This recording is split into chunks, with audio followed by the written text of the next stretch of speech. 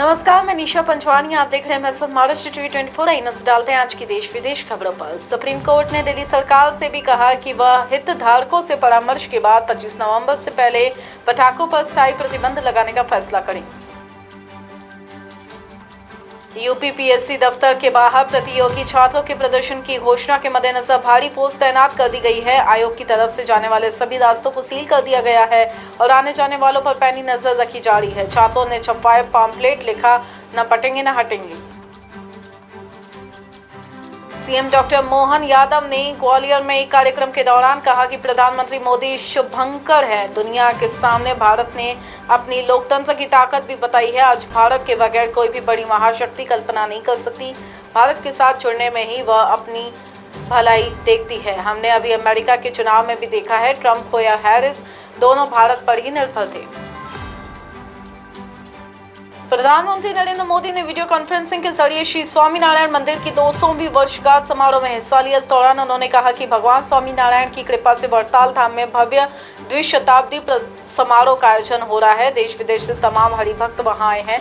आज लोग भी सेवा कार्य में बढ़ चढ़कर योगदान दे रहे हैं। द्विशताब्दी समारोह केवल एक आयोजन या इतिहास की तारीख नहीं है, ये मेरे जैसे हर व्यक्ति के लिए जो वड़ताल धाम में अनन्य आस्था के साथ बढ़ा हुआ है, उसके लिए बहुत बड़ा अवसर है।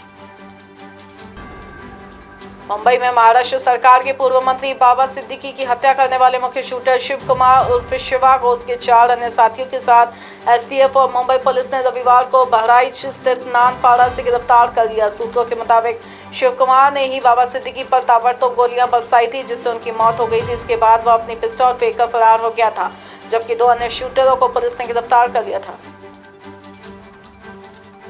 केरल की वायनाड लोकसभा सीट पर उपचुनाव है और आज प्रचार का आखिरी दिन है। ऐसे में कांग्रेस नेता राहुल गांधी ने अपनी बहन प्रियंका गांधी वाड्रा के साथ प्रचार अभियान में भाग लिया। उन्होंने इस दौरान वादा किया कि वह वायनाड को दुनिया के प्रमुख पर्यटन स्थल के रूप में पहचान दिलाएंगे। बारामती से सांसद सुले ने सत्तासीन महायुति के उन आरोपों का भी जवाब दिया जिसमें कहा गया है कि महाविकास आघाड़ी ने अपने घोषणा पत्रों में सरकार की योजनाओं की नकल कर ली है। उन्होंने कहा कि यह कांग्रेस और रांकापा ही थी जिन्होंने अपने शासन के दौरान किसानों को सबसे बड़ी कर्ज माफी दी थी। वह कांग्रेस और रांकापा ही थी जिन्होंने किसानों को उनके उत्पादन पर समर्थन मूल्य की गारंटी दी थी।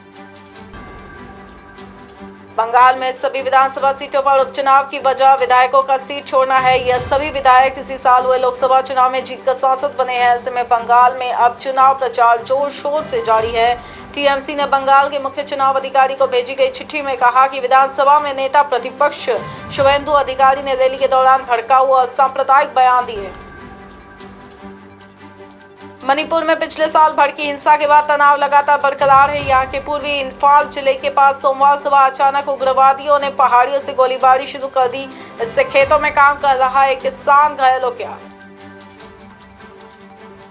तृणमूल कांग्रेस के सांसदों के एक प्रतिनिधिमंडल ने हाल ही में चुनाव आयोग को शिकायत पत्र सौंपा था, जिसमें राज्य के 6 विधानसभा क्षेत्रों में होने वाले उपचुनाव के निष्पक्ष मतदान सुनिश्चित करने के लिए तत्काल कार्रवाई की मांग की गई थी। देश विदेश की खबरों में फिलहाल बस इतना ही। आप देखते रहिए महाराष्ट्र टीवी 24। नमस्कार।